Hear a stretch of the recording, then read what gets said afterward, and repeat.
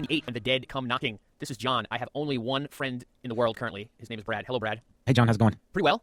We figured we'd get this party started. We're expecting Jim and Jordan at least tonight. So we're going to try to get through some of the scathing iTunes reviews and emails and stuff like that, and then they'll join us and we can start up the review for the show. Okay. What do you want to do first? Let's catch up on some emails. We had a couple that came in, I think, before this show aired, and so they don't include When the Dead Come Knocking. They're more for Hounded. Was that last week's show? I believe it was. Yes, sir. This first email is from Allison. She says, hey guys, love the podcast. Been listening for a while. I think you guys provide outstanding analysis on the shows. I do have a comment to make about having a newborn in the show. I know it will be difficult to keep up a growing newborn as far as story time, and it might get old seeing the constant struggle for formula and other baby needs. However, I think it might have a pretty good payoff because we could actually see how a person learns about a walker-infested environment from the start of their life. For the other characters, we see how they adapt to the walkers. But in this case, it would be interesting to see how a person psychologically responds to always having known them. Just curious to what you guys think. Thanks for all the hard work. Thank you, Allison. That's a pretty interesting point. If this show lasted long enough, or maybe they did a time jump forward to where the baby becomes a little person, that might be some interesting storytelling. Yeah, I can see that. It would be. How could they do that? Like maybe at the end of one season, they kill off everybody but Rick and Carl and the baby. Maybe one other person. And then the next season, we catch up, 5 years later? Yeah. Carl may not look old enough at that point, but then again, he might. And maybe we see a 5-year-old kid running around, and all he's ever known is zombie life. I think it's a little girl. You're right. Judith, as we learned in this episode. Don't tell Jordan we skipped ahead. Okay. It might be interesting to actually see that. That would take some creative thinking on how to get it done right. But yeah, it would very much be interesting to see somebody who all they've known is a zombie-infested world. And I would think the adults would try to bring some normalcy to the childhood, to not rob her of whatever they could give her in terms of a normal life, like trying to make things as normal as possible when possible. Sure. I mean, you can't. I mean, actually, you could. I was gonna say you can't raise a child in a world like that and expect it to live long if you don't give it something worth living for. I guess who knows, man. Just thinking about my kids having to grow up in that kind of world is really depressing. And Brad, as we promised, we are joined by our first new friend, Mr. Jordan from Jersey, Dr. Esquire. Hello. Welcome, Jordan. Hey guys, how's it going? Good. We were just reading some emails. Allison wrote in and asked us, well, she mentioned that even though dragging the baby around could be boring now, it would be really interesting if we got the chance for the child to grow up a little bit and we got a perspective on, somebody who was born into this world rather than a person who is adapting to the walkers and the apocalypse and everything like everyone else has to. Right. So that could be possible interesting storytelling, I guess, if they did a fast forward between seasons or if it lasted that long. Heck, with the ratings the way they are, they'll probably have 15 seasons or so. Yeah, although I don't know if it's worth waiting for that particular storyline, although it could be interesting. But I think Time Jump would probably be more likely if we were in fact going in that direction. Right. We have another email from Meg. She says, Dear podcast guys, that's us. As I said on a past voicemail that you so kindly played, I love the podcast. I like how the TV show of late is getting somewhat mixed reviews from all of you. No one is hating it, but there are still some threes on the panel. Sorry about this. I don't remember your names, or I'd name you. Well, we're very forgettable. This is pretty interesting, so I'm going to read this pretty much in full. Here's a thought I wanted to share and run by you all. Ready? Daryl could be gay. I don't believe I've seen him connect with anyone in a physical way, and the hints at romance with Carol are just that, hints, and he tends to politely brush her aside. I think Daryl's my favorite character, and part of his appeal is his complexity, freak abusive brother, dead mom who was possibly also abusive, diligent and relentless search for Sophia, loyalty to Rick and the gang, sweetness with kids, etc., etc. But yet he's a full-on badass. None of this screams gay, but wouldn't it be awesome if he is? I think so. I also think there's no Daryl in the comic to make comparisons to. She likes that there's no Daryl in the comic to make comparisons to. Keep on podcasting because you're doing a super job. Thank you, Meg. I don't know. I don't think they're going that route, but that would be some interesting turn of events if Daryl ended up gay. Yeah, I mean, it wouldn't bother me anyway. I think that would actually kind of be pretty cool. But the impression I've gotten from some of the interviews I've seen or read online is that not so much that he's gay, is that he's more asexual. He's kind of in a state of arrested development due to the abuse from his brother, at least his mom being dead growing up. I don't know if we've ever gotten specific word on where his father was, but that he almost doesn't know how to react to that kind of thing. It's, when he sees Carol, it's more of a mother figure to replace the mother who isn't there than it is anything sexual, just because, like I said, state of arrested development. He just has not matured in that area. All he has is his brawn. He doesn't have an angle there at all. Or maybe he's got his head on straight and realizes there's more important things right now, like surviving. Yeah, rather than doing it in the watchtower. Well, that's dumb. I'm just saying. I'm just messing with you. All right, so thank you, everyone, for the emails. Anybody else can email us at comments@walkingdeadtv.com. There's also a voicemail line. We didn't get any voicemails this week. For the first time in a while, we'd like to get back on that as soon as possible. 516-468-7912.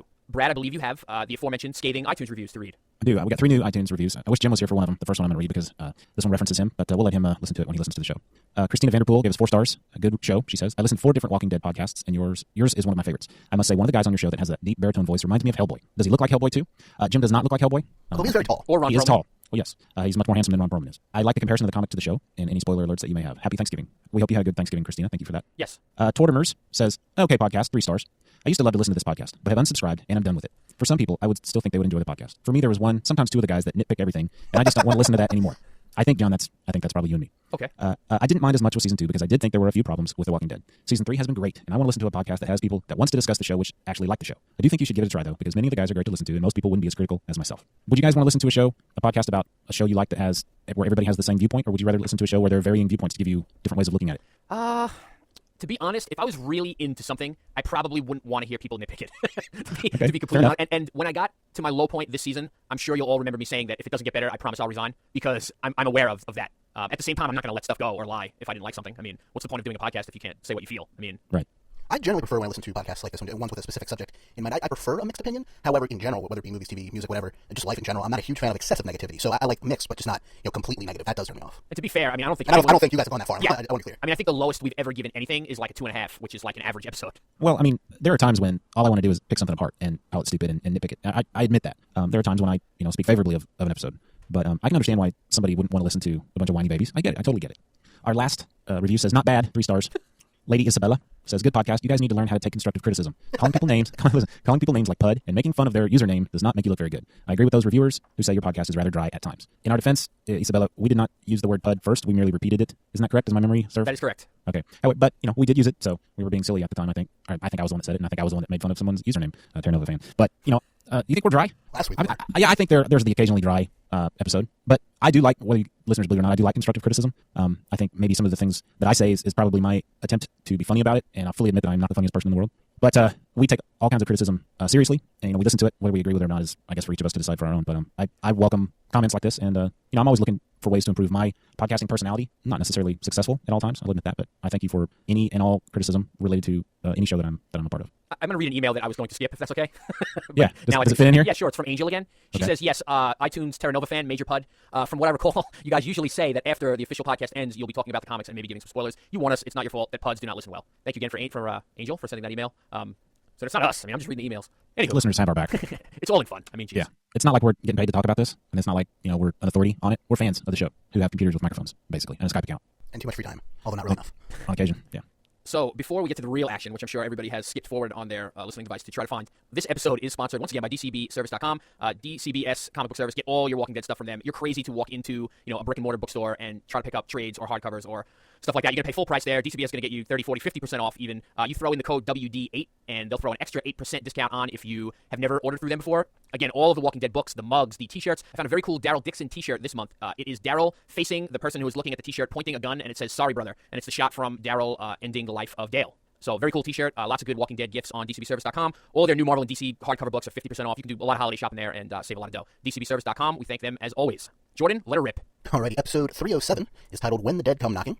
We start pretty much where we left off, just over at Woodbury instead of the prison, where Merle is interrogating Glenn, who's tied to a chair with duct tape, because he can do anything. He wants to know where the group is, he wants to know more about his brother, he wants to know pretty much anything, and Glenn doesn't talk much, but unfortunately one of the few things he does say is, "We're coming for you," Rick, Jim, Andrea, and as soon as he says Andrea, Merle realizes that he can no longer trust what Glenn says. They fight some, and in the next room, we can see that Maggie is listening in on the whole thing from the chair that she's tied to in the next room. And when you say they fight some, you mean that Merle punches the crap out of him.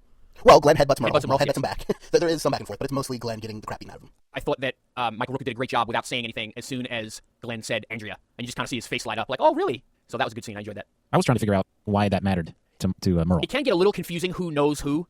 Like, was Andrea there with the people on the roof, or was, Maggie doesn't know any of them? Maybe she was told about Merle and stuff. We kind of figured out, but it does get a little... Sometimes you have to stop and think, like, who was where when this happened in Season 1 and stuff like that. Well, I think the point is, Glenn's telling we got this big force coming for you. Right, And exactly. he names someone that Merle knows specifically is not in that force, because she's busy screwing the governor, so he knows Glenn's lying to him. Right. If he lied about her being there, it might not be 10, it could be 3, it could be 50. He's just... And Glenn was lying about at least 2 other names, because Right, Jim and Jim. mentioned, yep. Yeah, so Glenn put it on a little thick.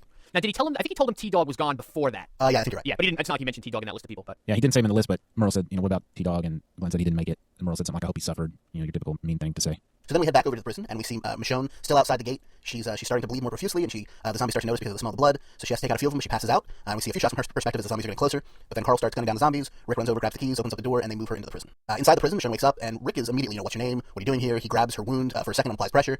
She is not happy with this treatment, and for a few minutes at least, they lock her in there. She's upset. Herschel comes in, patches her up, and it eventually gets smoothed over, but it did not begin well, let's put it that way. Right. Don't you think she knows who these people are, that Andrea has told her about this group, and can't she put 2 and 2 together and go, oh, that's Rick? Yeah, when they were sort of muscling her, pointing the crossbow at her and the gun and everything, I was waiting for her to start naming them to, like, freak them out. Yeah. Like, why don't you lower that, Rick? Like something to that effect. Yeah, I would have expected her to say, maybe she's, playing her cards close to the chest. Is that the phrase? To the best. Yeah, and I think that's pretty much what it is. I mean, A, she's a very smart person. She's an attorney. She only says what she has to. But B, I mean, when we keep talking about Michonne, she's one of the great members of the group. We love Michonne, but she is not, at this point at least, on their side necessarily. She's out for revenge on Merle, and she wants to get back in there possibly to get Andrea out. But she's not giving them any information that they don't need to have because she's not on their side yet. She might be working with them at the moment, but who knows whether or not she plans on actually joining this group in her own head when this is all over. Yeah, I definitely got the feeling from her actions at Woodbury. Now, it might have something to do with the governor being nuts and her realizing it, but it seems like she's more content with being alone on the road than, being closed in with any group of people, I would think. Right. If they get to Woodbury and all of a sudden they start recognizing people and it turns into a big cluster F and people start shooting, that might actually be better for her because then she can get Merle while there's a big distraction going on. So I can see her reasons for doing it. I can also see reasons for her actually telling them, but she just chose not to. Before Herschel comes in and patches her up, Daryl comes in and calls everybody over, so that's when they lock her in. And he reintroduces Carol to the group. She at first congratulates Rick on the baby, then she realizes that Lori's not there, and they share a good cry, which is, I guess, the first time that Rick and Carl and the rest of the group have gotten to grieve for Lori together. So that was actually a pretty good scene. Yeah, I really enjoyed the nonverbal acting on Carol and Rick's part. Yeah, particularly Carol's, just her kind of wordlessly realizing what was going on. Yeah, I thought that was well done. So we head back over to Woodbury, where the governor is woken up by Milton, or at least disturbed by Milton. He comes out in the robe again. He loves that robe. Milton tells him that Mr. Coleman is just about ready, and so they don't tell her anything, but they say, Andrew, you're going to go help Milton with this project. The governor brings her over and then leaves, and we see that there is a elderly man lying in bed being fed something soup-like by Milton. Yeah, this had me wondering exactly what kind of experiment, or I actually thought he was going to use him to feed his daughter. Ew. Like, I thought for a minute maybe like he was taking sick and dying or elderly, people that weren't going to be around long and using them to feed her, because she has to feed, I would think, right? Well, Milton did say it takes a really, really long time for them to starve to death, so... Yeah. Well, anyway, that's when I saw him, that's what I thought they were going, but obviously they weren't. And plus, you've just had probably the helicopter pilot's body recently, that kind of stuff. Yes. A Thanksgiving feast. I had absolutely no clue what was going on. Yeah, it starts out kind of weird, but I like the way it played out in general, especially once they started explaining some of the weirder aspects, like the singing bowl and stuff. That Milton, he's pretty stupid for a smart guy, as we find out. Well, I don't know if I'd say stupid, but certainly reckless. Did not listen to instruction very well. We head back to the prison where Michonne finally tells the group, Asian guy and his girlfriend or whatever were kidnapped. That's why I came here. They're talking about the prison, and that's why she brought the baby supplies and stuff. She tells them about Woodbury. She says it's kind of about 75. Tells them about the governor. Not too much though. Just that he's a pretty boy and a Jim Jones type, which was a pretty good call there. And she offers to help them go in and breach the perimeter of the town of Woodbury. I didn't love the acting job by Denai Guerra. I don't know, something about the cadence or the way it was delivered. For a second, I was like, that's why she doesn't talk much.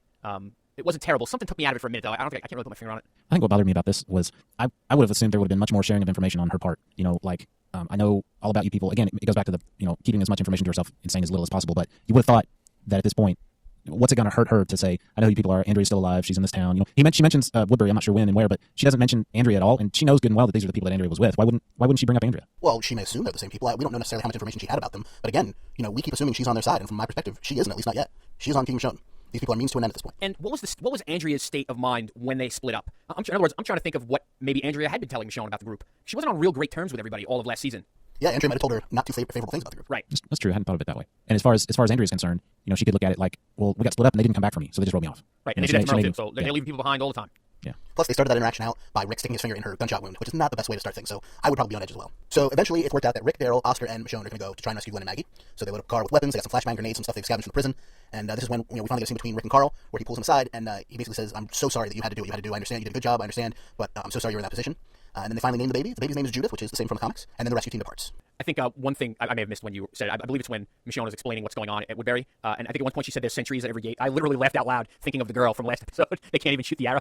Oh yeah, well, it's going to be an interesting fight to say the least, because the governor may have numbers, but and we'll get into a little bit more as the episode progresses, because there's a specific conversation I want to pull out. They have the numbers, they don't necessarily have the skill. And our group does not have the numbers, but they definitely have the skills. What was that girl's name, Emily? Melody? Something like that. She's no sentry. And we're now joined by the illustrious Mr. Jim Dietz. Sorry, I got hung up at a Woodbury PTA meeting. It was kind of a bad scene. Those can get nasty. Oh yeah, you don't want to go. You don't want to go to that. I don't want to go to any PTA meeting. None of the drinks are cold, and it's just lukewarm everything. Plus, it's a PTA meeting. And I don't think Milton's a very good bartender. Jim, you'll have to listen to the beginning of our show because I read an iTunes review in which you were referenced. I hope it was something nice this time. Yes. It was. It was the only nice thing. Yes. Brad and I got Yeah. bashed this week. You had nice ones. Well, I dodged the bullet. Good times. You like Hellboy, yes? I like Cowboy, yeah. Okay, good. You'll have to check out the beginning. Oh, I sure will. So back in Woodbury, we are kind of more introduced to Mr. Coleman. He's a very old man. He's dying of terminal cancer. And like I said before, he's lying in a hospital bed. The governor thanks Mr. Coleman for his service, but then he leaves. And then Milton begins. He has Andrea start a record player on his mark. But before that, he takes this bowl and rolls a metal stick around the lip of the bowl. And we later are told this is what is called a singing bowl, but it gives off a very resonant tone. It's kind of like when you take your finger and run it around the top of a champagne glass. Yeah, they're very similar, but a little bit more metallic. And very resonant. It went on for 5 or 6 seconds, I think. And after that sound stops, or as it's stopping, he tells Andrea to start the record player, so they have a song playing. And then he tells Mr. Coleman, okay, raise your right hand if you recognize any of the following statements to be true. Your name's Michael Coleman. Raise his hand. He then puts up pictures of some of the man's family members who have passed away. Says your wife, is your son, is your daughter, etc. And every time Mr. Coleman lifts his right hand. So they're clearly doing some type of experiment. I was going to say, couldn't Andrea at this point just have told Milton about Amy and that he's wasting his time? Well, even at the end of this episode, the experiment is inconclusive. It did not fail. It's simply inconclusive. I think at this point he purposely has not really let on to his experiment, right? Like he's reading him the questions, but has he said yet? Like then when he dies, we're gonna see if he still isn't. Right? He hasn't said that yet. So Andrew's kind of like, at this point, like she's not really sure what's going on at all. Back in the Woodbury dungeon, Glenn is still refusing to reveal the group's location. So Merle goes out and comes back with a walker, makes some racist jokes, and leaves the walker in there with Glenn still duct taped to the chair. And we get a awesome extended fight sequence with Glenn tied to this chair, defending himself from the zombie, trying to find a way to break loose, eventually breaking loose and killing the zombie just in the nick of time. Go Glenn. Yeah, that was pretty cool. This is a great scene, well choreographed. The camera angles are great, just incredible amount of tension, just like very believable. Him like using like that bed spring to keep the zombie at bay, and the table itself, like just trying to grasp at anything to keep the walker away from him to survive. And then after he kills the walker, he lets out that war cry, that scream, like after the walker is dead, and it was that was chilling. That was awesome. Great work by Stephen Yeun here. Yeah, I really liked his howl of victory, or probably a little bit of victory, a little bit of tension releasing, like, I can't believe I almost just died, one of those type of deals. So that was a good scene. And then I forget what reveal it was from, but they pointed out that, after he lets out that scream, the camera lingers for a few more seconds, and we see on his face as he realizes, even though he killed the zombie, he's still a prisoner in that room. He's not dead at the moment, but he's just kind of protracted things a bit. So head back to the lab, where Milton tells Andrea what's going on. He says he's trying to determine whether there is any trace memory left behind after people die, so it's just a zombie can't remember things, which is something we've talked about many times on the show. And like Jim said, she's very against it. She doesn't tell him the story of Amy, but she basically says that's nonsense, it's never going to work. Once they're dead, they're dead. Doesn't she say something like, you've never actually seen anybody turn, have you? Right, and we find out that he apparently telecommuted, all of his family had predeceased him, and he didn't have a lot of friends. Go figure. So then I don't think they actually quite begin the second experiment by the time he dies. And then they wait for him to turn at that point, after they strap him into the bed. Yeah, and he even has a hard time steadying his hands enough to buckle the straps, which is a bad sign. Andrea has to do it for him. So then we head to the governor, and the governor talks to Merle for a bit. They discuss the fact that Glenn has not cooperated, and Merle states that he's gotten very ticked off at Glenn at this point. And so the governor says he's going to question Maggie himself, and this was, for me at least, and opinions may differ, a very difficult scene to watch what happens next. We try to say with comic spoilers just to say the comic was different, but there was a similar scene that went farther, and I don't know if I would have been able to keep watching it if it had gone any further than it did in the show. It was very dark, and for television, this was quite disturbing. It was disturbing, but I mean, I'm like as desensitized as they get. Like, it really didn't disturb me. It was a good scene. I was thinking before this, Merle's pretty lucky that walker didn't kill Glenn. The governor would have been pissed at him. Well, they still have Maggie. Yeah, but they lose all their leverage. No, quite possibly true. But Merle's not exactly the most forward-thinking person. No, I'm just saying from that, from the reaction that the governor gave Merle in their conversation afterward. Imagine if Merle had to say, "Yeah, I killed the Asian boy." Sent the walker in there and he ate him. That wouldn't have went over very well. I think it was also where it was brought up, which I thought was interesting. The governor basically says, "You're brothers with these people. I question whether you're going to be loyal when they show up." And we've talked a lot about the opposite. What side's Daryl going to choose? But have we ever discussed what side Merle might choose when they get back together? I think we were all pretty much assuming that it's his side or nobody's side. He has such a hate on for Rick for what they did to him. I mean, he transferred some of that hate to Glenn in this episode, obviously for leaving him there on that roof, chained to that pipe or whatever. That I don't think we even considered him coming to Rick's side because he took away his hand. He owes Merle a hand as far as Merle was concerned. And I think more as Daryl's side and not Rick's side for at least a few minutes. Could that change things? Anything that has more Michael Rooker in the show is okay by me. I think he's incredible. I think this episode really shows why. Getting back to what you were saying about the scene with Maggie and the governor, I think it was almost more disturbing that they weren't that graphic with it. You know what I mean? In the comic, it was very graphic, and here it wasn't so much. But I think not going that extra mile or whatever, to actually show it as graphic as the comic was, it's almost more disturbing in its own way. It was all psychological here. Yeah, and there was one line where the governor said, either do what I say, or I bring Glenn's hand in here. And when he said that, I was like, dang, this guy is not messing around. He's, he's not afraid to show his bad side to the people that aren't part of his town, his group anyway. I think, to me, that was a sign of, he's pretty much going to dispose of these two when he's done with them. And the way the show is going, with how different it's been from the book and how many characters have died recently, I mean, I would not have been totally shocked had they killed off one or both of these characters, Glenn and Maggie, in this episode or next episode. It's one of those things where I was on the edge of my seat. It definitely could happen. It still can happen. I almost halfway expected to actually see him bring a hand into the room and leaving us and Maggie. Is that really Glenn's hand? One of those type of deals.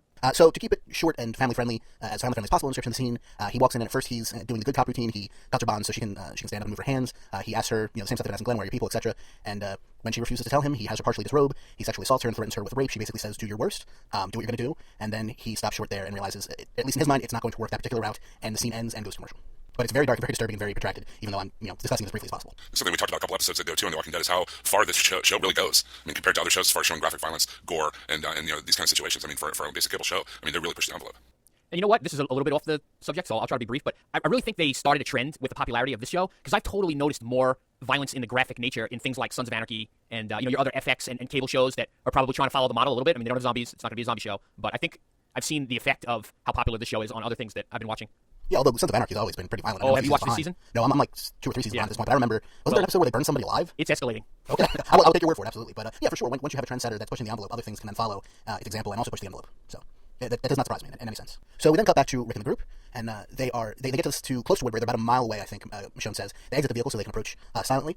When they are surprised by a group of what first seems like only a few zombies, but it quickly becomes more and more and more. Like it's been mentioned a few times, this area is considered the quote-unquote red zone, so it is not a safe place to be for any amount of time. So they fight through the zombies as best they can, and they end up at this, I don't know if shack's necessarily the right word. It seems bigger than what I think of as a shack, but definitely a rundown kind of cabin building. They rush inside, they find a dead dog, and then they find a hobo, a hermit, a crazy man sleeping who wakes up when they come in, points a gun at Rick, and demands to see his badge or he's going to call the police. That was really bizarre. It was so strange. I wouldn't say bad, just weird. Do you think he was out cold sleeping, or do you think he was just trying to basically play dead and see if they didn't, see him? I think maybe he thought they couldn't see him. But how could you sleep through that though? He's a crazy man. I don't know. Like I said, very bizarre. I kind of took him to be kind of like a Unabomber or survivalist type guy. Like he was so far out in the woods and off the grid that that's why he didn't know that anything else had happened. The zombie stuff had happened. I thought it kind of stretched the limits of incredulity though. That he wouldn't have noticed like strange people wandering around the woods trying to eat his brains, or that a walker wouldn't have sniffed him out by now. I didn't get the impression that he actually didn't realize there were zombies. I got the impression he did, because when they said walkers, I don't think he said anything along the lines of what are you talking about. But he either did not realize society had actually collapsed. There was a dead dog in his living room, correct? Yeah, clearly things were not right with him. Things were very off. But he runs for the door where all the zombies are, at the front door, and before he can go out and throw himself into them, either knowingly or unknowingly, Michonne spins around, she stabs him through the heart, so at least he dies quickly, and then they throw him out into the zombies and escape through the back door. Yeah, it's rough to be an old hermit in the woods, huh? That's probably true most of the time. Zombies are metal. Yeah, but you don't get run through the heart with a katana most of the time. At the sake of being the nitpicker, Did you guys think the CGI was on par this episode? I don't even remember there being much CGI. Oh, there was. was. From the beginning. A lot of the things that get stuck through heads are CGI, obviously. I don't know, a few times this episode I was like, that one was a little weak. I know, Brad, your eyes tuned to that sort of thing. Did you notice any of those? Yeah, I mean, of course, I saw a few that I went, that wasn't. It's a fine line. I mean, we all Sure. want action on the show, and they're not going to be able to do great CGI or practical effects every week. So it's kind of something you have to, I still think that it's, as far as the effects go, they're very well done. This is no, what's that movie studio that rips off movies and makes cheap versions of them? Is that Asylum? Yes, I think you're exactly right. This is no Asylum movie production. I mean, those special effects are absolutely horrible, or horrible, as they would say in Spanish. But these are far from horrible. But the nitpicky side of it is that maybe they could have spent a little more time on that particular kill shot or whatever. But they're still very, very believable in the context of the fact that we're watching a show about zombies. Yeah. Yeah, I think the only time the CGI stands out for me is when I notice it's CGI. I know you guys. I mean, Brad's a professional, in the profession, and John's probably watched more movies than I've forgotten about, so you guys are probably a little more in tune to it than I am. But this season, I really haven't. I haven't really noticed, a dip in the quality of the CGI. And that's probably a good thing. I mean, if everybody watching it was going, well, that looked fake. Why does this look fake? This show sucks. It looks fake. Then they're not going to have a successful show. Then again, my wife has made me watch like pretty much every sci-fi CGI movie, like Sharktopus and Mega Shark versus Giant Octopus, and all those. So. Octopus. Oh no. Was one of those a sequel to the other one? I don't know that. I believe so, actually. Mega Shark and Giant Octopus had Debbie Gibson and Tiffany, and Debbie Gibson playing an oceanographer. So. Yeah, zombies are more believable than that, I think. I'm just going to add that to my Netflix. Yeah, put that in your queue. Everybody put that in your instant queue right away. I mean, Can you spell Sharktopus? It's a Yeah, capital just how it T. sounds. just like it sounds. It's a hyphen. I think Jim was one specifically said it's not just been a dip, and I agree. I think if anything, there's just been an increase in the number of CGI shots per episode this That's season. it. That's so you're that's going to a good notice more because there's just more of them. Yep, they have to. Again, we want the action. They might have to be a little more careful with show something from the other angle, so you don't have to come up with 4 CGI shots in a 30-second scene. You know what I mean? Like, you're right. It's the quantity that is the issue, not that the quality is changing. And I'd rather have quantity in that, as long as it's passable, than a few ones that you're just like, how did they do it? So we head back to Milton's lab, where it's sometimes past, we don't know exactly how much, but it looks like Milton had fallen asleep, so at least some period of time. And Mr. Coleman wakes up, and they recite the cues again, and I thought about this even before it happened, but they strap his arms down. I'm like, well, he's not going to be able to raise his hand. And that's pretty much exactly what happens. There doesn't seem to be, Andrew doesn't think there's a reaction. Milton thinks there might be because zombie Mr. Coleman is moving his hand, whether or not it's just zombie instincts or whether it's memory is left into the eye of the beholder. It looked to me like he was clenching his fist. So Milton goes in and says, oh, well, we'll just, unshackle the right hand, and then he'll be able to do it, and I think this experiment will be a success. Andrew says, you're an idiot. He's going to lunge forward and try to bite you. Milton says he's going to risk it, so he leans over, he unshackles the right wrist, and of course the zombie comes right at him, and it's just about to bite him when Andrea knifes the zombie in the head. So experiment inconclusive. There's some nice choreography in that scene, a lot of good timing of movements, and Andrea coming in just at the last minute. I thought it was well done. I think I'd like to record my findings while they're fresh. Yeah, and by that I mean go change my underwear. Yeah, exactly. I'm going to go put my brown pants on. I had a professor that used to say that all the time. He was a history professor, and anytime he talked about something like big happening, he would say, and then the president said, I'm going to go put my brown pants on. See, folks, how was this dry? No. Anyway, so we cut back over to the Woodbury Dungeon, population 7, and Merle brings Maggie, who is still half disrobed, into Glenn's room, and they say, we're done playing games. The governor says one of you is going to give up your camp. He first pulls out his gun, and it looks like he's going to point it at Maggie, but instead he walks over to Glenn, and Maggie finally breaks at that point. She says prison. She tells him how many survivors there are, that they cleared out the walkers. Merle says he thinks it's the prison over by Noonan, Georgia. Again, another shout out to Noonan, yay! And apparently, the governor was fully aware of this place, as was Merle, but Merle had told the governor that with the people they had and the skill they had, it would be impossible to take that prison. They would just lose too many people. And the governor says, well, looks like your theory's been debunked. And then the governor walks over to Maggie and kind of embraces her, pats her head, says, oh, shh, it's going to be okay. It's super creepy. And then he throws her over at Glenn. I like that they did it this way, because after what Glenn just went through, it was so believable that the governor knew he wasn't going to be able to break Glenn, so obviously Maggie was the weak link. Although here. I think if he had pointed the gun at Maggie, Glenn would have broke. I think it just happened to, she got the first chance with, having the other person's life put in their hands. Yeah, I guess after what Glenn went through, trying Maggie first was probably a good choice, but whatever. It worked for the scene. I'm glad that they explained that they didn't know that prison was there, because that was kind of something I was wondering about. That they cleared this area enough to make a red zone, as it were. And I'm willing to let the guy in the shack go, they didn't know he was there. But when they got out of the car, Michonne is like, oh, they have patrols within a mile radius of Woodbury all the time. And that's where they find the guy in the shack. You think the patrols would have known about the shack maybe. But it just seemed like I'm glad they shouted that out, because it would have seemed weird for them not to know that prison was there this whole time if they were as organized as they are. I think that little conversation there also answers a lingering question that was posed earlier in the show a few episodes back. And if you guys had already come to this conclusion, then congratulations. But I like concrete evidence, I guess. There was a scene where a few episodes back when Carol was practicing a C-section on a zombie, and we saw somebody watching from the woods. Right. We had posited that perhaps it might have been somebody from the governor's camp that was spying on the prison, trying to feel out the situation. Then again, we thought, well, maybe it's, I don't know if we ever actually said this on the show. I know I thought maybe it was the one prisoner that was still alive that we thought had died. Yeah, Andrew. I guess now, knowing that they had written off the prison, that wasn't somebody from the governor's camp, and that one POV shot of somebody in the woods watching her was probably Andrew. And they pretty much said the same thing on Talking Dead, that they weren't really going to show in the show who it was, but that guessing it was Andrew was a safe bet. Okay. I don't watch The Talking Dead, so I don't get those little tidbits of information that you do. No problem. One thing, real quick, that they did this episode a number of times was they tried to make Rick's group seem like a formidable opponent. Like they were building them up for next week when they face Woodbury. You have Michonne early on asks, what's her name? You guys cleaned out this whole prison by yourselves? Something to that effect. You guys recall that early in the Right. And then Carl you get, says there was more. Right. Or somebody said there used to be more. Right. And then you get Glenn taunting Merle, saying, we've been out on the road, you've been in here in this dungeon. And then it happens again when the governor says to Merle, your theory was debunked that we couldn't take a prison, these people did it. So it seemed like they kept building up the fact that Rick's team can really go after these guys. It's not going to be a slaughter since they have so many more people. Right. And this is what I kind of want to talk about earlier, and this goes back to last week, I think, when we had the conversation about Haley and the bow on the wall and how she wasn't actually that good, or she was terrible, either way you want to look at it. And again, I think the point comes down to she may actually be among the better shots they have in Woodbury for all we know. It's a Rick's group that is, they're in formation, they know what they're doing, they have the experience. The Governor's group has numbers, but their numbers might actually be, just a lot of people who don't have experience, don't have aim, and don't know what they're doing and are not prepared for something like this. So it's not necessarily going to put everything in Rick's group's favor. They still only have 4 people going in there, but it is going to balance the scales a little bit, at least enough to make, next week's episode an inevitable conflict between the groups more. But I'm going to assume at this point that one group will win and the other group will lose, but at least the fight will seem believable and not a how are they still alive against this crazy force that the Governor has. Or the other side of the coin, how are Herschel, Beth, and Carol and Carl going to defend against the scouting force that the Governor sent into the prison? They are pretty much screwed except for Carl. I think Carl might be the one. Carl and Carol, because they mentioned she'd been a better shot over the last 8 months. Maybe the two of them can hold off people for a while, but that's going to be really interesting. And it's also going to negatively impact the one thing the Governor has going for him on his side, which is numbers. The more people they send over to the prison, the less people will have to defend against Rick and company. Herschel's going to have to be locked in a cell with the baby. Yeah, I would not be surprised. Do you guys notice how well Herschel balances when he's not actually leaning on his crutches? That's because his leg is actually there. Yeah. And it just has a green sleeve over it. Right. I think that's something that they're not really being very careful with. The beard is meant to signify what a billy goat he is and what an internal sense of balance he has. Okay, I'll go with that. So there's not too much left of the episode, but we do see Rick and the group sneaking up to the perimeter under cover of darkness, where they're close enough that they can see the guards and are hiding from them. And then, if I remember correctly, the camera zooms in to the people on the wall, and then ducks in under the wall, so some type of crane shot. And we see that Andrea is 30 feet away from Rick and the group, completely oblivious to them being there, and the same on their part, as she walks over to the Governor's apartment, where she meets with the Governor, and they talk about the experiment. And this was, for me, I was kind of running in the back of my head, oh, wait, the Governor is supporting Milton's experiments, at least from what we've inferred, because he wants to cure Penny, or he wants to believe that there's something in Penny's head that still makes her human. The moment she tells him that the experiment, in her eyes failed, I still say it was inclusive, but that it failed, is he going to snap? So this was actually more tense for me than I think it was actually meant to be. But she walks over, grabs a drink. He asks about the experiment, did it work? She says no, and this is where I was on the edge of my seat. And instead, they went an interesting direction where it basically mirrors when he was quote-unquote comforting Maggie before he threw her at Glenn, which is he embraces Andrea and basically does the same exact thing, pats her head and says, oh, it's all right, it's over now, and the episode ends. Hey, have we seen the guide woman that was sleeping with the Governor just prior to Andrea Michonne showing up? I don't think we've seen her since that episode. Yeah, I agree. I think she's been somewhere else. Or dead. And who knows? I mean, for all we know, everybody in the town is totally cool with the Governor having a whole harem. We don't have too much information on that whole angle yet. You know what? I think she might have been one of the people walking around when they were having the party. I seem to remember maybe her walking up to Michonne and Andrea at some point being like, hey, you going to the party? Or I may have made that entire thing up, but I'm not sure. It wouldn't surprise me, but I don't remember it explicitly. So that is the episode in full. Should we jump right into Buster ratings, guys? Okay. I will give this 4.25 balancing billy goats. I like the last 2 or 3 shows have gotten better for me. Nothing really drove me crazy, which is a good thing. I thought there was really good tension. This Glenn stuff was fantastic in his chair fight with the zombie. I wish he had a little more Scarlett Johansson Black Widow skill. I thought of that scene immediately from the Avengers. He doesn't have the curves for that. And but that was good. The Maggie stuff was good. The experiments, everything was good. Much better for me. So I'm happy to raise my rating into the 4 area, 4.25. I will give it a solid 4. T-Dogs. I enjoyed it very much. I'm trying to think of anything that really just jumped out at me that kept it from being higher than that. I can't. It certainly wasn't disappointing. I think like Jordan was saying, that one scene with the Governor and Maggie really was disturbing, and it kind of weirded me out. And I think maybe that's why I'm only giving it a 4. Because I tend to wear my emotions on my sleeve, and I was not in the same mood after that scene as I was when I first started watching the episode. But it was good. The whole episode I enjoyed. There was nothing tremendously wrong with it. I thought maybe a little bit of wanting Michonne to offer a little bit more information. I kind of wanted that, but overall, I'd say it was a good, strong, solid episode. And I'll give it 4 T-Dogs. I'll give this 4.5 pairs of brown pants. This was one of the stronger episodes I thought of this season. I really enjoyed it a lot. My only problem with the whole episode was at the very beginning where they kind of let Michonne go a little ways by herself with a bullet wound. There's a whole bunch of walkers before they decide to go out and help. That's like my only gripe with the internal logic of the whole show. I thought the scenes with Rooker and Stephen Yu were great. The tension between the two of them. When he headbutts him and Merle just smiles and headbutts him back.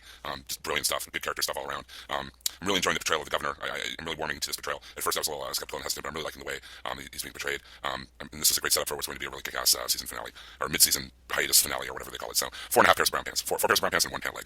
I will give this one 4.75 dog carcasses and hallways. Again, I think the only thing that really detracted from the episode, possibly the crazy hobo with the shotgun, but I don't even know if that detracted because it was such a WTF moment that I was interested and enjoyed the scene even though it was strange. Like everybody else said with the Maggie Governor stuff, it went just far enough to be very disturbing, get the point across without going too far. It was effective, and it was definitely a different angle for the show to take. When we're very desensitized to the violence at this point, but that is a subject we have not dealt with in the show, and hopefully won't deal with too much in the future. But it was necessary for the episode and was done very well, and yeah, I was happy with it in general. So 4.75. What did the listeners think this week? Well, they agree with our estimation. Everybody seemed to really have a high rating for the show. Susan gave us 4.5 broken chairs. Renee from the Devil's Advocate podcast gave us 5 out of 5 busters. Dane with 4.5. Terry with 4.5. Enjoyed when Merle left the zombie in there with Glenn. Excited for the worlds to collide, as I said. Mary gave it 4 busters. Really like some parts, but thought others were weak. And yay for the baby being named Judith. Belinda gave us 4.5, which is her highest rating she's given any show ever. Lisa also 4.5 cans of baby formula. Luke Smith, our good friend with the FX, gave us 4 out of 5. Great build up toward the mid-season finale. Crystal with a 4.75. Daryl Taylor for the Daryl Taylor podcast was probably the lowest rating we had. No surprise there. 3.5 out of 5. Andrea is an idiot. Yeah, definitely high marks from our Facebook group. If you'd like to join our Facebook group, the Walking Dead TV podcast is the name of it. Please join us there. It's a pretty active group. We have a lot of fun. We talk about a lot of stuff there. Some of our Twitter busters. We got Crispy Lunkett says 4 busters. Good story, but too many stories for one episode. Too many commercials. Yeah, too many commercial breaks as well. Whole episode felt very disjointed. Jimmy Georgia says Walker's eating someone's guts, and then AMC cutting directly to a KFC promo that says KFC fresh is better is #bad timing. or the best timing. Yeah. I laughed and I remembered that, which is something I might not remember, if the commercial was in a different spot. At least KFC's on the mind at this point after seeing that. Are you more likely to eat KFC now? I love KFC, so I'm always pretty likely to eat it, but, the actual brand name is in my head now, so I think that's a win. Deadbeat Hero says, is it me or are Carl's antennas on his hat getting bigger? I guess he's talking about the acorns, the gold I think acorns. it's just getting close. Jimmy George says 4.5 busters. Glenn was awesome this week. Philip Hurd, 4.5 T-Dogs for last night's episode. The governor and Merle put the scum back in scumbag. That's gross. This Elisa says, I'm really wondering what the governor's going to do with Merle when he discovers that he lied about Michonne's death. That will be interesting. Whitney Green says, 4 busters. Glenn was freaking awesome. Also, I can't wait for the inevitable Daryl Merle meetup next episode. You think that'll happen next episode? I have a feeling they'll drag it out. I think they'll probably come into contact. I don't know if we'll get the full... I don't think it'll be resolved next week, but I think they'll probably see each other. Yeah. At least from a distance. Our buddy Aaron Newworth sent us his thoughts, as always. He says, hey dudes, hope y'all had a nice Thanksgiving. I hope Jim is back and he brought a cake he baked himself with pink frosting. Oh, that was a reference from the show, wasn't it? Yes. Yes, it was. Merle said that. Anyway, this was a solid episode of The Walking Dead that was able to both set up what should be fairly explosive mid-season finale while also getting a lot done within the hour in terms of forwarding the plot. I'll be brief. Andrea stuff is fine. That's all I want to say about that. I imagine some of you guys may have brought up Michonne. She's quiet again, which is frustrating. She's also up and ready to go pretty quickly after that gunshot wound, but still, I'm happy they just got on with it. She, Rick, Daryl, and Oscar head out and get to what is maybe the silliest scene since the well zombie. He didn't like Stewie. Oh. Where they encounter random cabin dude. It's just a hilarious sequence to me at this point because of how bizarre it felt. I think we kind of all maybe agree with you on that one. The best stuff comes from the interrogation/torture scenario, which was tense and gripping and made me love Glenn and Maggie as characters even more, while continuing to appreciate the threat that the governor and Merle represent. 4 out of 5 busters overall for the solid episode, with an A for effort from Glenn, who kicked Walker butt with the chair. Last note, I just wanted also to plug the Walking Dead game, which released its final episode this past week, and it's fantastic. Please check out my review for that game at whysoblue.com, BLU.com, which I have also posted on the Facebook page. Thank you, Aaron. Yeah, I read through his review, and it was really well written, and I agree with him on pretty much everything. I played through the last couple chapters that I'd not finished over Thanksgiving, and absolutely fantastic game. I mean, I fully understand if you don't like point-and-click adventures, it is definitely not for everybody. So if it's not for you, you tried the first chapter, and you didn't like it, it's not going to change your mind. But if you like those style games or you don't mind them, absolutely play through to the end. It great ending, some great holy crap moments throughout, and the way they wrap up the story and manage to bring up your past decisions it was a really cool way they did that, and I just loved it through and through. So I cannot wait for season 2 of the game, which they have said they are doing. So look for that in the future, but definitely check this one out now. Yeah, Geek Magazine made that their game of the year, the Walking Dead video game, over Halo 4 and Call of Duty Black Ops and over a bunch of other games, just because they really admired the storytelling in the game. They really admired the way your decisions had weight and gravitas going forward in the game, and they just really admired everything about that, so they made that game of the year. I'd have to agree, I really enjoyed it a lot. I thought it was a lot better than I expected it to be. The storytelling was fabulous, and it fits so well with the rest of the Walking Dead universe, I thought, both comic book and show. So, I definitely agree with Aaron's review as well of the game. I can't recommend that enough. With the holiday season coming up, it's a great gift for one of your video game playing zombie-loving friends. The last chapter in particular, in the couple hours that it takes, gives you some awesome, just utterly triumphant moments and some extremely sad moments that are played out so differently but work so well. I mean, it is absolutely everything you love about the show or the comic is in there. It is so good. If you like either one and you either like or can stand point-and-click adventures, do yourself a favor. It's only like $20, $25. So worth it. So how much of a gap are we going to have between next week's mid-season finale and when they pick up again? The show comes back in February, just in time. Yeah, it's like the week after the Super Bowl, Brad. Okay. In time for February sweeps. And then we'll have another full 8 episodes to go. It'll be the longest season yet. Have we as a podcast decided what we're going to do in the interim? Rest. Yeah, maybe get some sleep on Monday nights and Sunday nights. That'd be nice. I'm sure we'll come up with something. We were talking about maybe some end-of-the-year awards or polls or things like that. I don't know if we're ready to go ahead and announce them just quite yet, but we have a couple things at least planned. We've got that January wine and cheese tasting show. Right. Let's not give full details about the idea that Jim proposed. But if you love kazoos, you are going to love it. Yeah, kazoos and sandwiches. Yeah, I mean, I what's don't know better? how. Who would have thought they could be combined in that way? This isn't Tony dry. said, what is greatest in life? Yeah, this is a wet show. This is wet with humor. This is just a goopy, sloshy show. Yeah. It's moist. Jim's idea that he put forth on our email chain, I think we all pretty much dug it. So we'll have to iron out some details with that, but I think it'll be something that the listeners will very much enjoy. Every few thousand years, I have an idea. Wait, did we not mention that Jim was a Time Lord? Jordan? I would like to say... First rule about Time Lords, Jordan, is you don't They talk lie. about Time Lords. No, it's that they lie. Did we discuss... we probably haven't, I don't think, unless I totally zoned out, which is possible. Have we talked about the fact that the governor has no idea that Michonne is alive? Like, I feel like that's a bigger deal when this meeting goes down. When she jumps out of the shadows and Batman's him, he's going to be ticked. And he's already doubting Merle. I mean, this episode is like, Merle, I'm kind of wondering where your loyalties are going to lie and everything. And now, when he finds out Merle lied to him about Michonne, that's probably going to be the end of it between them. And that's why our Twitter follower said, she wonders what his reaction is going to be when he finds out that Merle lies. So yeah, it's, the governor's got lots of things on his plate, John. So he just, he's not thinking about a dead woman. No, I'm not saying that he should be thinking about it. I'm just saying I think we're all focusing on Daryl and Merle and what that's going to be like, because that's going to be very cool when they finally meet up. But you also have to remember, like, the first time Michonne starts taking down the governor's men, it's going to be like, hey, Merle, you told me you killed her. Hey, look at that head. That kind of looks like it came off with a big, all nasty blade, huh? I'm thinking that I still believe that Michael Rooker's not making it out of this season. And Is it's he either going to out of be... his half? It's either going to be because he aligns himself one way or the other. Like, he's either going to go on the governor's side and Daryl's going to have to kill him, or he's going to end up siding with Daryl and, like, the governor's going to take him down. I'm sure that he'll survive our mid-season finale. Yeah, the mid-season, I think, but I don't think he goes past this season for some reason. I don't know. I still have a hard time feeling Michael Rooker will do a continuing television show. I have a feeling there will be several characters that don't survive this season. I heard that wrestler CW Punk offered Michael Rooker a shot at the WWE title if he wants it. Yeah, he was good on Talking Dead last night. Him and Nicole Brown had great chemistry.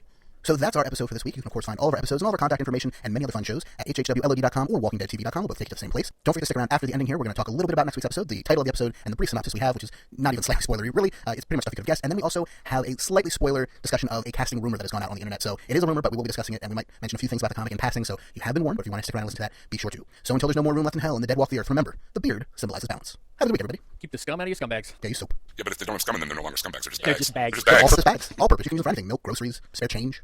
Tea. No, that would be a tea bag.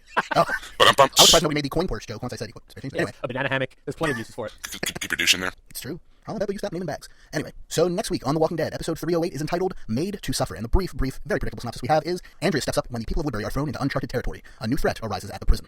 So that is episode 308. And now we're going to move into a bit of a casting rumor. This has not been verified by AMC or anyone with the show, although it does seem like it could possibly be for real. This came from TVOvermind.com on November the 19th. It says, with all the head-spinning twists on The Walking Dead this season, one question that keeps popping up is, how are they going to top this? Somehow they keep doing it, and with a group Rick versus Woodbury confrontation looming, the question is louder than ever. How are they going to pull out something unexpected between now and then? Thanks to some illuminating reports from public filming, we have some answers. Warning, major spoilers ahead.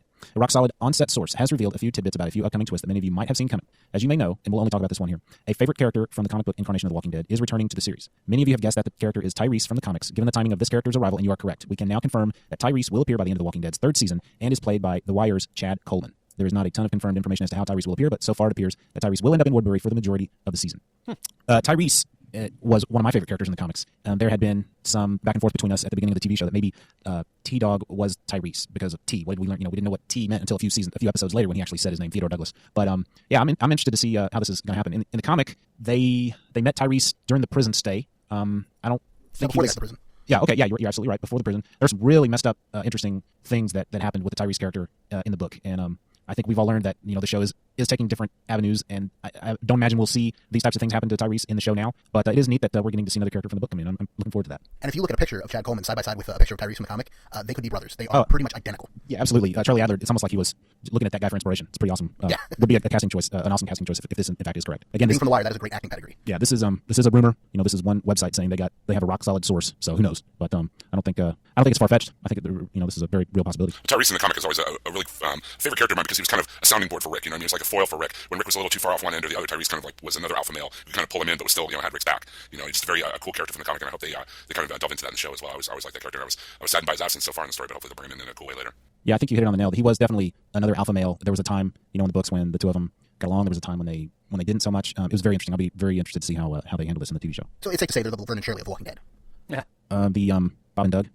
Yeah? Right.